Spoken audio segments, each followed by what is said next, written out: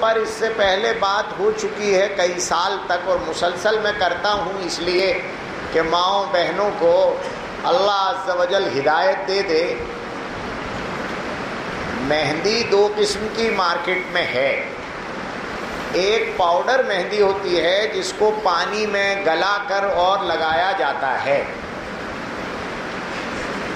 اس کو تیز رچانے کے لیے کافی ڈال دی جاتی ہے، چائے کی پتی ڈال دی جاتی ہے، لیمو ڈال دیا جاتا ہے، املی کا پانی ڈال دیا جاتا ہے، اور گلیسرین ڈالا جاتا ہے، اور اس میں اللہ جانے نیل گری کا تیل ڈالا جاتا ہے، نہ معلوم کیا کیا لوگ ڈالتے ہیں۔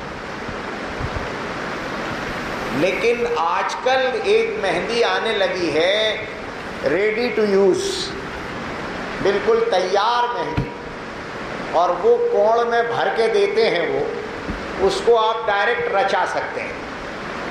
یہ مہندی اس وقت آئی میدان میں جب مہندی میں لگانے والوں نے ڈیزائن ڈالنا شروع کیا، پھول بیل بنانا شروع کیے۔ جب پھول بیل بنانا شروع کیے تو اس میں مسئلہ آیا کہ پھول پکھڑیاں جو ہوں گی وہ تو باریک بنیں گی، اب باریک بنانا ہے تو یہ مہندی جو ہے یہ تو پانی میں گلی ہوئی ہوتی ہے، تو اس سے تو کلر پھیل جاتا ہے، تو وہ ڈیزائن نہیں ڈل پاتا صحیح۔ تو ڈیزائن کے لیے یہ لوگ جو مہندی لے کر آئے، اس مہندی میں انہوں نے دو کام کیے۔ ایک تو اس کو رچانا ضروری ہے، ایک ہی بار میں ڈارک کرنا ہے، اور دوسرے پھیلنا نہیں چاہیے۔ ان دونوں کاموں کے لیے انہوں نے اس میں پولی گم ڈالا۔ پولی گم ایک کیمیکل ہے جو پلاسٹک جیسا ہوتا ہے، جیسے آپ کا فیویکول ہوتا ہے اس انداز کا ہوتا ہے۔ گم تو کہتے ہی ہیں گوند کو، یہ پولی گم ہے، پلاسٹک گوند ہے۔ یہ لے کر آئے اور اس کو کلر کے ساتھ مکس کر کے اور شامل کیا گیا۔ اس سے دو فائدے ہو گئے، ایک تو ایک ہی بار میں وہ رچ گئی، لوگ خوش ہو گئے، دیکھو کتنی اچھی ایک ہی بار میں رچ گئی۔ دوسرے پھیلی نہیں، وہ جتنی پھلجڑیاں جیسی جیسی پھول پتیاں بنائی تھی ویسی ہی رہیں۔ لوگ بہت خوش ہوئے کہ دیکھو کتنی اچھی مہندی مارکیٹ میں آ گئی۔ حقیقت میں وہ رنگ کھال پر لگنے والا نہیں تھا، بلکہ وہ پولی گم ہے جو خود اپنی ایک پرت بناتا ہے اور وہ چپکتا ہے کھال کے اوپر۔ کھال پر چپک جانے کی وجہ سے کھال میں اب پانی نہیں جائے گا نیچے، چونکہ وہ گم لگا ہے اوپر، پانی نیچے تک نہیں جائے گا۔ کب تک؟ جب تک 2-3 دن کے بعد آپ اسے دیکھیں کہ اس کی وہ پرت باقاعدہ جھڑتی ہے، جتنی جگہ سے جھڑ گئی اتنی جگہ سے جھڑ گئی، باقی ابھی چپکی ہے تو وہ ٹکڑے الگ الگ نظر آئیں گے آپ۔ یہ اوپر سے چپکی ہوئی تھی، اور پولی گم بہت زیادہ ہارڈ نہیں ہوتا، اس لیے وہ باریک باریک ٹکڑے ہو کر جھڑ جاتا ہے۔ جھڑاؤ جب ایسی مہندی نہیں ہے جو پھیکی پڑتی چلی جائے اور ختم ہو، نہیں، یہ ڈائریکٹ لگے گی اور ڈائریکٹ پوری کی پوری ختم ہو جائے گی۔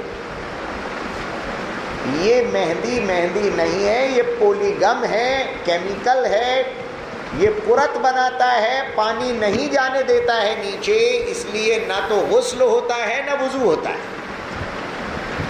اب جس ماں بہن نے بھی مہندی لگا رکھی ہے ہاتھوں میں پیروں میں، یہ والی کوڑ والی، اس کا غسل ہی نہیں ہو رہا ہے۔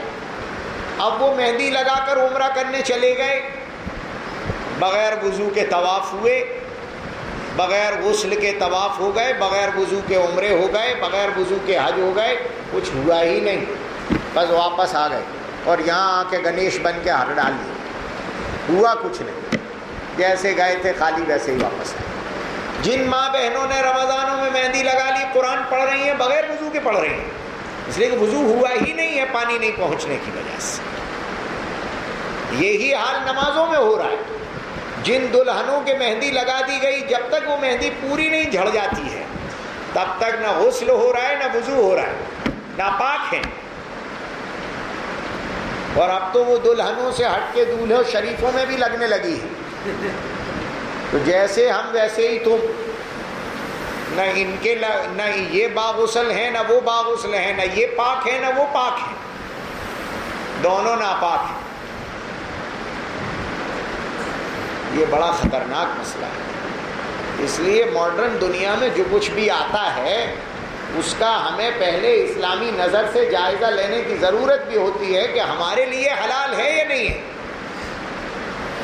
کتنا بھی اعلیٰ آ جائے. میں نے بہت کوشش کی بہت سے بیپاریوں سے، بڑے بڑوں سے، اس کے لیے انڈیا لیول پر بڑے بڑے شہروں میں جو جن کے یہاں سے مہندی کا پروڈکشن ہوتا ہے ان سب سے بات کی. انہوں نے کہا مولانا دھوکہ مت کھاؤ. ایک صاحب نے بڑے وثوق سے کہا کہ میں وہ کیمیکل استعمال کروں گا جو احمد آباد سے آئے گا، ڈبل قیمت میں ملے گا، لیکن یہ پرت نہیں جمائے گا. سب جھوٹ، سب فریب. پرت پھر بھی جم رہی ہے.